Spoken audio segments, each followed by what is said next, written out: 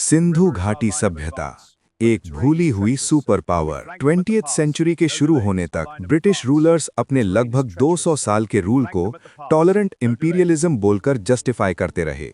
उनका मानना था कि उन्होंने इंडिया को सिविलाइज बनाया, जैसे ये जमीन उनसे पहले कुछ थी ही नहीं।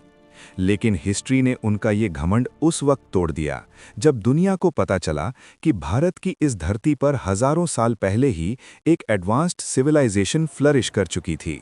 वीडियो शुरू करने से पहले चैनल को लाइक और सब्सक्राइब करना न भूलें। हम आपके लिए ऐसी ही एनिमेटेड डॉक्यूमेंट्री वीडियोस लाते रहेंगे जो आपकी स्टडी को और भी इजी और इंटरेस्टिंग बना देंगी। और हाँ, इंस्टाग्राम पर भी फॉलो कर लेना, वहां भी नॉलेज का डोज मिलता रहेगा। तो अब शुरू करते हैं। एक ऐसी सिविलाइजेशन जो अपने टाइम से कई गुना आगे थी, इंडस वैली सिविलाइजेशन, या जिसे हम सिंधु घाटी सभ्यता के नाम से जानते हैं। लगभग 100 साल पहले जब हड़प्पा और मोहनजोदारो जैसे शहरों की खोज हुई, तब दुनिया को पहली बार एहसास हुआ कि भारत में 5000 साल पहले ही एक वेल प्लान्ड, कल्चर्ड और मॉडर्न सोसाइटी एग्जिस्ट करती थी। ये शहर कोई सिंपल बस्ती नहीं थे।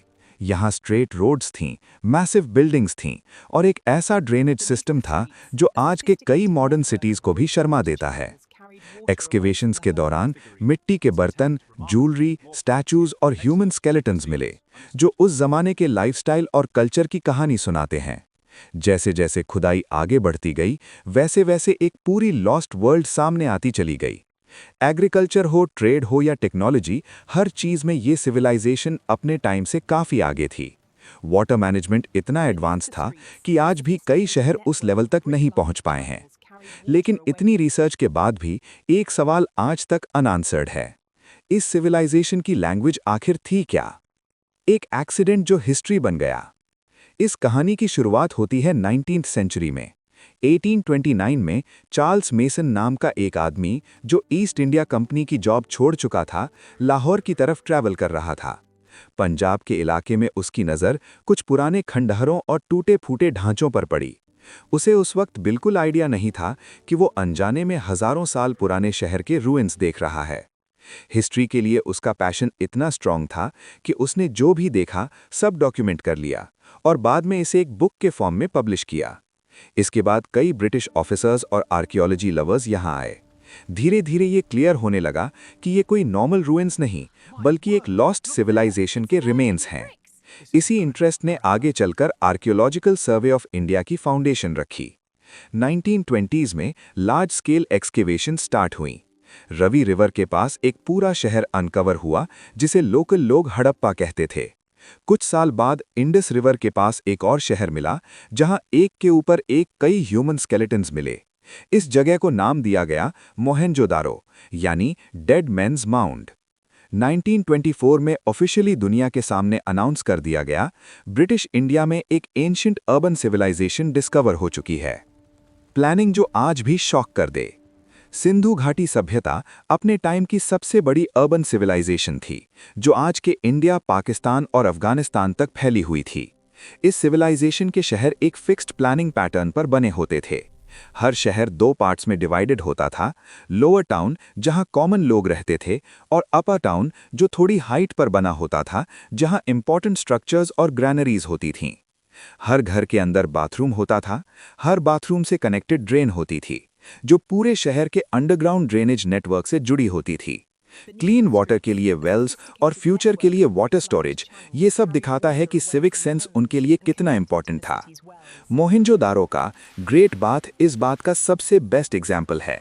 एक ऐसा स्ट्रक्चर जो रिलीजियस और सोशल एक्टिविटीज के लिए यूज होता था। शांति, कल्चर और ग्लोबल ट्रेड। सबसे इंटरेस्टिंग बात यह है कि इतनी बड़ी सिविलाइजेशन के बावजूद यहाँ किसी किंग, आर्मी या वॉर के स्ट्रॉन्ग एविडेंस नहीं मिलते। लोग पीसफुल लाइफ जीते थे और कलेक्टिव सिस्टम पर बिलीव करते थे। रिलीजियस बिलीव्स के क्लियर टेम्पल्स नहीं मिले, लेकिन सील्स पर एनिमल्स, ट्रीज और योगिक पोस्चर्स में फिगर्स दिखाई देती हैं, जो नेचर वर्शिप की तरफ पॉइंट करती हैं। आर्ट और एंटरटेनमेंट भी लाइफ का हिस्सा थे। ब्रॉन्ज की डांसिंग गर्ल स्टैचू ये प्रूव करती है कि डांस और म्यूजिक डेवलप्ड आर्ट फॉर्म्स थे। इकोनॉमी का बैकबोन एग्रीकल्चर और ट्रेड था। यहाँ वीट, बार्ले, पल्सेस और सब्जियां उगाई जाती थीं। कॉटन का सबसे पहला यूज भी यहीं हुआ। सिंधु घाटी के लोग मेसोपोटामिया तक ट्रेड करते थे, जहां इस रीजन को मेलुहा के नाम से जाना जाता था। एक लैंग्वेज जो आज भी बोलती नहीं। हजारों सील्स और टैबलेट्स पर लिखी हुई एक स्क्रिप्ट मिली जिसे इंडस स्क्रिप्ट कहा जाता है। इस स्क्रिप्ट को पिछले 100 साल से डिकोड करने की कोशिश हो रही है, लेकिन आज तक कोई सक्सेस नहीं मिली। स्क्रिप्ट राइट टू लेफ्ट लिखी जाती थी और इसमें लगभग 400 सिंबल्स थे। सच क्या है, आज तक कोई नहीं जानता। एक अचानक खत्म होती हुई दुनिया। 1900 बीसीई के बाद ये सिविलाइजेशन धीरे धीरे डिक्लाइन होने लगी। सिटीज एम्प्टी होने लगी, ड्रेनेज सिस्टम्स फेल हो गए, ट्रेड लिंक्स टूट गए। कुछ थ्योरीज कहती हैं क्लाइमेट चेंज और ड्राउट वजह थी, कुछ कहती हैं फ्लड्स, अर्थक्वेक्स या एपिडेमिक्स, और कुछ थ्योरीज आर्यन इन्वेजन की बात करती हैं।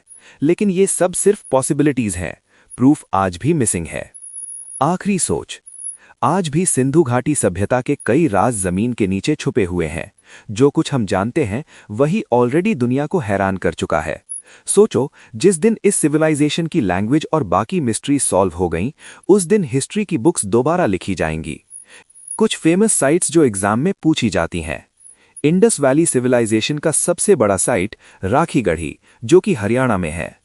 रेगिस्तान के बीच धोलावीरा के लोगों ने massive stone reservoirs, smart channels और रेन वाटर हार्वेस्टिंग सिस्टम बनाया था।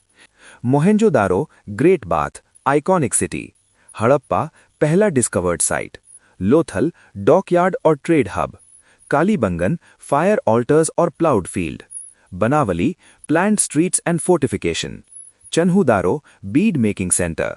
Surkotada, possible horse remains. Ropar, early Harappan phase evidence.